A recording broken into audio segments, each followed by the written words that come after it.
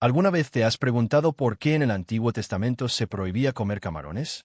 Las leyes dietéticas bíblicas han confundido a muchos creyentes a lo largo de los siglos, creando dudas sobre su aplicación en nuestra vida cristiana actual. En el vídeo de hoy, voy a hablar sobre el contexto histórico y espiritual de estas prohibiciones alimenticias y cómo debemos interpretarlas a la luz del nuevo pacto en Cristo. Antes de empezar, suscríbete al canal y comenta desde donde estás viendo. Cuando miramos las Escrituras, especialmente el Antiguo Testamento, encontramos un pueblo, Israel, que fue llamado por Dios a ser diferente. En medio de naciones paganas con costumbres y prácticas contrarias a la voluntad divina, el Señor estableció para ellos un conjunto de leyes que abarcaban todos los aspectos de la vida, incluyendo lo que podían o no podían comer. Entre estas prohibiciones encontramos los mariscos, como el camarón. Pero, ¿por qué Dios establecería tales restricciones? No era simplemente por capricho divino, sino que cada mandamiento tenía un propósito profundo en el plan de Dios. Las leyes alimentarias en Levítico y Deuteronomio funcionaban como una barrera protectora, un recordatorio constante para el pueblo de Israel de que eran diferentes, apartados, santos para el Señor. Cada vez que un israelita rechazaba ciertos alimentos, estaba afirmando su identidad como parte del pueblo escogido. Era un acto de obediencia que manifestaba externamente una realidad espiritual interna. Pertenecían a Dios y vivían bajo sus términos, no los del mundo que los rodeaba. En aquellos tiempos, sin refrigeración ni métodos modernos de conservación, algunos alimentos como los mariscos representaban también riesgos para la salud. Dios, en su sabiduría y amor, protegía a su pueblo incluso en aspectos que ellos no podían comprender completamente.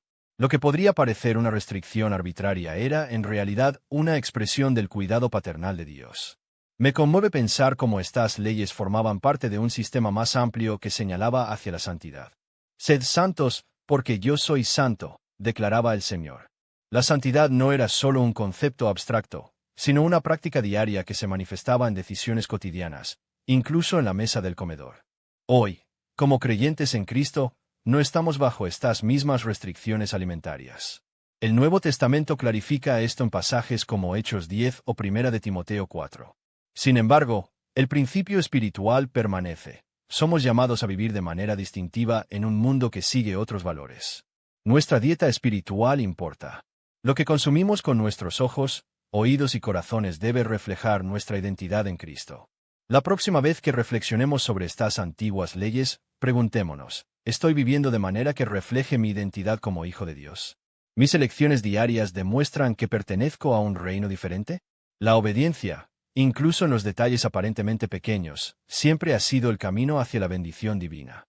Cuando estudiamos las Escrituras, encontramos que Dios estableció para el pueblo de Israel un sistema de pureza e impureza que iba más allá de simples reglas dietéticas. Las prohibiciones sobre ciertos alimentos, como el camarón y otros mariscos mencionados en Levítico 11, no eran arbitrarias. Estas distinciones tenían un propósito espiritual profundo: establecer una separación visible entre lo sagrado y lo profano. Dios quería que su pueblo fuera diferente, que viviera de manera santa y separada de las naciones paganas que los rodeaban. Imagina por un momento lo que significaba para un israelita rechazar ciertos alimentos en medio de una cultura donde todo se comía. Cada vez que decían no a un alimento prohibido, estaban diciendo sí a su identidad como pueblo escogido de Dios. Era un recordatorio constante, varias veces al día, de que pertenecían a Jehová y estaban llamados a vivir según sus estándares, no los del mundo. En nuestra vida moderna, ya no estamos bajo estas restricciones alimenticias. Cristo cumplió la ley. Como vemos en Hechos 10, Dios le mostró a Pedro que ya no debía llamar impuro lo que él había purificado. Sin embargo, el principio espiritual permanece. Estamos llamados a ser diferentes, a vivir separados del pecado y consagrados a Dios. Me pregunto, ¿cuáles son las impurezas modernas que nos impiden vivir en santidad? Ya no se trata de camarones o langostas, sino de cosas como el materialismo, la inmoralidad en los medios que consumimos, o las actitudes que adoptamos. Cada vez que elegimos apartarnos de estas influencias mundanas, estamos afirmando nuestra identidad como hijos de Dios. La lección espiritual detrás de estas leyes antiguas sigue siendo relevante. Dios desea que cultivemos una relación íntima con Él, y esto requiere separación del pecado. No es que Dios quisiera privar a su pueblo de placeres culinarios. Quería enseñarles disciplina y obediencia como camino hacia una vida bendecida. Te invito a reflexionar. ¿Qué camarones espirituales necesitas eliminar de tu vida? ¿Qué hábitos, relaciones o entretenimientos están comprometiendo tu santidad. Cuando aprendemos a distinguir entre lo que nos acerca a Dios y lo que nos aleja, comenzamos a experimentar la verdadera libertad que Cristo vino a darnos. La santidad no es una carga, sino el camino hacia una relación más profunda con nuestro Creador. Cuando profundizamos en las Escrituras, descubrimos que las leyes alimentarias tenían propósitos tanto prácticos como espirituales. Dios, en su infinita sabiduría, estableció estas normas no para limitar nuestra libertad, sino para protegernos. En aquellos tiempos, sin refrigeración moderna ni métodos adecuados de cocción, consumir mariscos como los camarones representaba un riesgo significativo para la salud. Estos animales, al ser carroñeros que se alimentan de desechos marinos, podían contener toxinas peligrosas para el ser humano. El Señor, conociendo estas realidades antes que la ciencia moderna las descubriera, protegía a su pueblo mediante estas prohibiciones.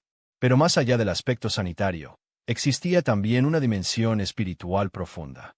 Estas leyes servían como recordatorio constante de la santidad de Dios y la separación de Israel como pueblo escogido.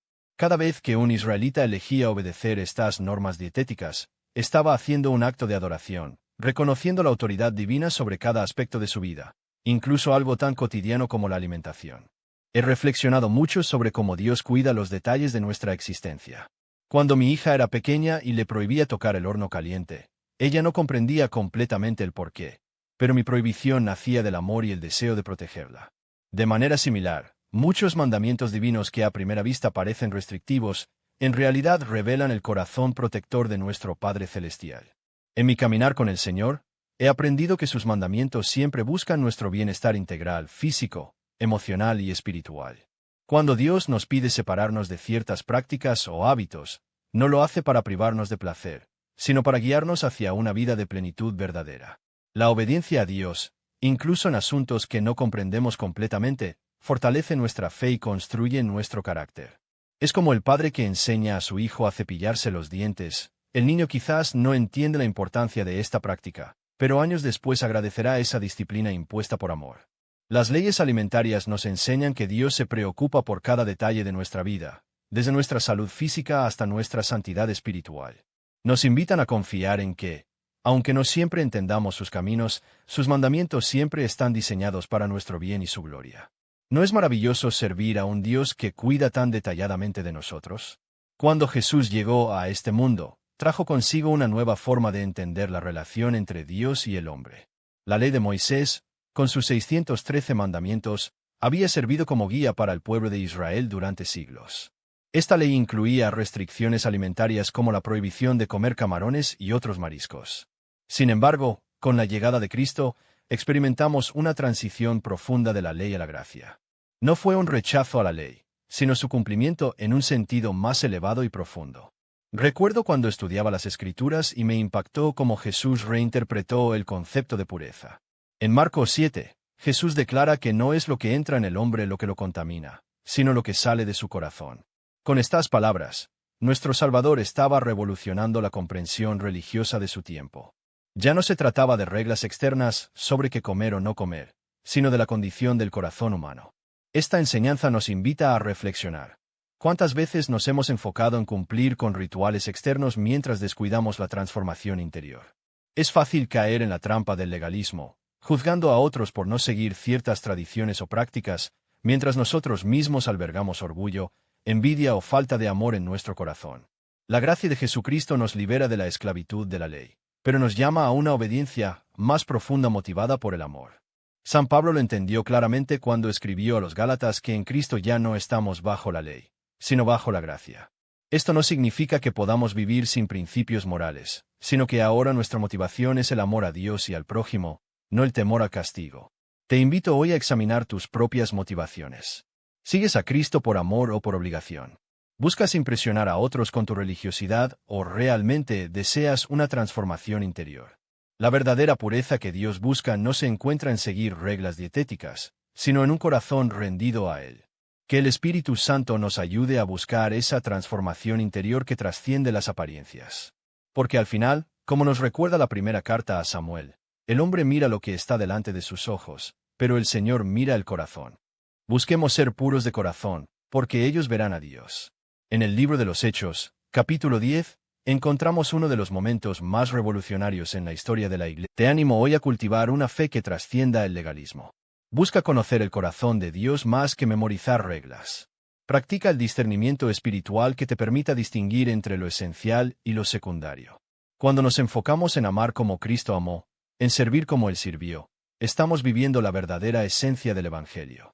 Recuerda que la comunidad cristiana debe ser un espacio de gracia, donde las personas se sientan aceptadas y amadas, no juzgadas por cumplir o no con expectativas externas. Que nuestras iglesias sean refugios de amor y comprensión, donde cada persona pueda encontrarse con el Dios que mira el corazón y no las apariencias. Este es el testimonio que verdaderamente impactará a un mundo que está cansado de religiosidad vacía y anhela autenticidad. En nuestra sociedad actual, veo constantemente cómo hemos creado nuestras propias leyes dietéticas espirituales que se convierten en barreras para experimentar la verdadera libertad en Cristo. Muchos creyentes hoy se enfocan tanto en reglas externas que pierden de vista el corazón del Evangelio. Por ejemplo, en algunas comunidades, existe la idea de que un verdadero cristiano debe vestir de cierta manera, escuchar solo determinado tipo de música o abstenerse de ciertas actividades sociales que no son pecaminosas en sí mismas.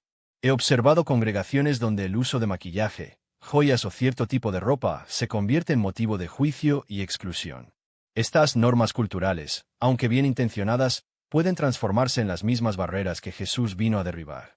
También veo creyentes que juzgan a otros por celebrar ciertas festividades, por su estilo de adoración o incluso por el tipo de traducción bíblica que utilizan. Otra barrera común es la idea de que la espiritualidad auténtica solo puede expresarse de una manera específica. Algunos creen que un encuentro genuino con Dios debe ser emotivo y expresivo, mientras otros consideran que debe ser solemne y reservado. Estas preferencias personales se convierten en leyes no escritas que dividimos el cuerpo de Cristo.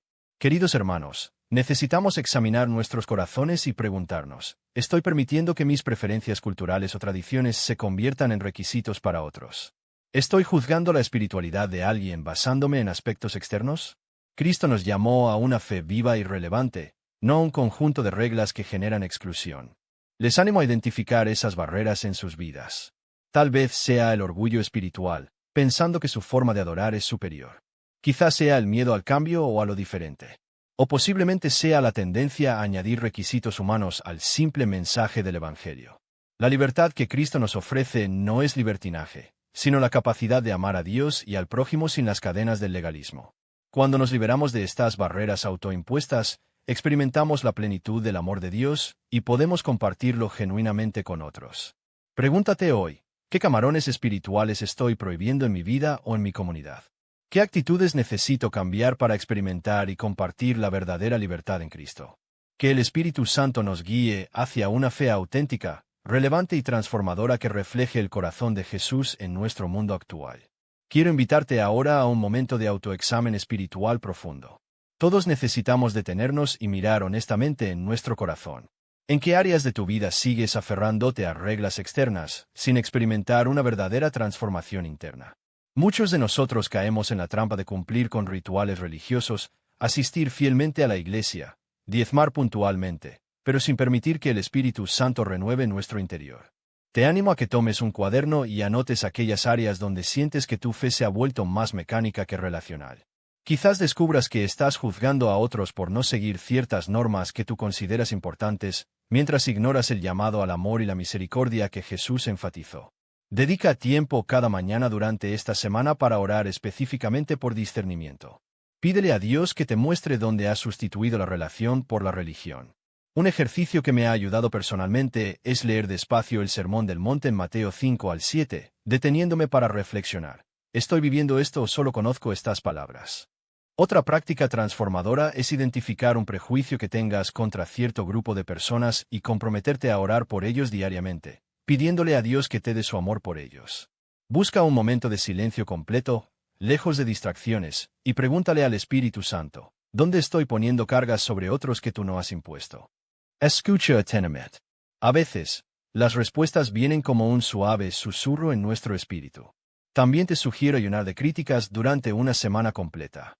Cada vez que sientas el impulso de juzgar a alguien, conviértelo en una oración de bendición por esa persona. Recuerda que este proceso de autoexamen no busca generar culpa, sino libertad. Como dice Santiago, la ley perfecta es la que nos da libertad. Comparte este viaje con un hermano o hermana de confianza que pueda acompañarte y rendirte cuentas. La transformación genuina raramente ocurre en aislamiento. Finalmente, celebra cada área donde el Señor te muestre crecimiento. La gracia no solo nos perdona, sino que nos empodera para vivir en la libertad para la cual Cristo nos ha libertado. Este camino de discernimiento nos lleva a experimentar la fe no como un conjunto de reglas, sino como una relación viva con nuestro Salvador. La obediencia a Dios no debería ser una carga pesada que llevamos por miedo al castigo o simplemente por tradición. Cuando entendemos el corazón del Padre, nos damos cuenta de que sus mandamientos son expresiones de su amor infinito hacia nosotros. Él conoce el final desde el principio, y cada instrucción que nos da está diseñada para protegernos y guiarnos hacia una vida plena. Recuerdo a María, una hermana de nuestra congregación, que durante años luchó con el resentimiento hacia su padre que la había abandonado. Las Escrituras le pedían perdonar, pero ella se resistía, convencida de que era imposible. Un día, después de mucha oración, decidió dar ese paso de fe y obedecer, no porque se sintiera lista, sino porque confiaba en la sabiduría divina. El proceso fue doloroso, pero la libertad que experimentó transformó completamente su vida espiritual. También está el testimonio de Carlos, un empresario que sentía que Dios le pedía ser generoso con sus recursos en un momento económicamente difícil. Contra toda lógica humana, decidió ser fiel con sus diezmos y ofrendas, confiando en que Dios proveería. No solo vio provisión milagrosa, sino que su negocio comenzó a prosperar de maneras inesperadas. No obedecemos para manipular a Dios y recibir bendiciones, sino porque confiamos en su carácter y sabiduría perfecta. La verdadera obediencia nace del amor. Jesús mismo dijo, «Si me amáis, guardad mis mandamientos». No es una transacción legal, sino una respuesta de amor a quien primero nos amó. Cuando obedecemos por amor, incluso los mandamientos más difíciles se convierten en oportunidades para demostrar nuestra confianza en Él. ¿Hay alguna área en tu vida donde sientes resistencia a la voluntad de Dios? Tal vez sea perdonar a alguien, renunciar a un hábito, o dar un paso de fe que parece aterrador. Te animo hoy a que des ese paso, no por obligación sino por amor y confianza. Dios nunca te pedirá algo que no sea para tu bien eterno. Quizás no veas los resultados inmediatamente, pero puedo asegurarte que la paz que viene de caminar en obediencia supera cualquier satisfacción temporal que pueda ofrecerte la desobediencia. La verdadera libertad no está en hacer lo que queremos, sino en rendirnos a la voluntad perfecta de aquel que nos creó y nos conoce mejor que nosotros mismos. Al concluir nuestro tiempo juntos, quiero recordarles que el llamado que Dios tiene para nosotros es a vivir una vida santa y libre. No se trata de una santidad basada en restricciones alimenticias o en normas externas, sino en una relación profunda y transformadora con nuestro Creador. Cuando Jesús vino, nos mostró que la verdadera pureza no proviene de lo que entra en nuestra boca, sino de lo que sale de nuestro corazón. Esta es una verdad liberadora que nos permite disfrutar de todos los dones que Dios ha creado, incluyendo los mariscos que tanto nos gustan a muchos. Les invito hoy a comprometerse con una espiritualidad que va más allá de las apariencias.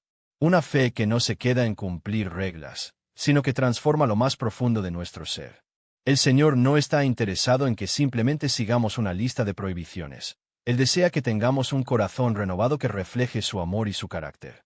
Cuando entendemos esto, nuestra vida cristiana cobra un nuevo sentido y una nueva dimensión. En nuestras comunidades y familias, debemos ser testigos vivos del amor y la gracia de Cristo. Esto significa vivir con integridad, con compasión hacia los demás y con un compromiso genuino con la justicia y la verdad. Significa tratar a todos con dignidad, independientemente de sus diferencias culturales o religiosas. Significa ser luz en un mundo que a menudo está confundido por interpretaciones legalistas de la fe. Hermanos y hermanas, los animo a que cada día busquen la presencia de Dios y permitan que su Espíritu les guíe en todas sus decisiones. No se dejen atrapar por interpretaciones que ponen cargas innecesarias sobre ustedes o sobre otros. Recuerden que Cristo vino para darnos libertad, una libertad responsable que nos permite vivir plenamente como hijos amados de Dios. Que al salir de aquí hoy, llevemos con nosotros esta verdad transformadora. Somos llamados a una vida de santidad que nace del amor, no del temor. Una vida que celebra la gracia de Dios y que comparte esa gracia con un mundo necesitado. Que nuestras vidas sean un testimonio vivo de que el Evangelio no es una religión de restricciones, sino un mensaje de libertad, de amor y de esperanza para todos los pueblos. Que así sea en nuestras vidas y en nuestra comunidad.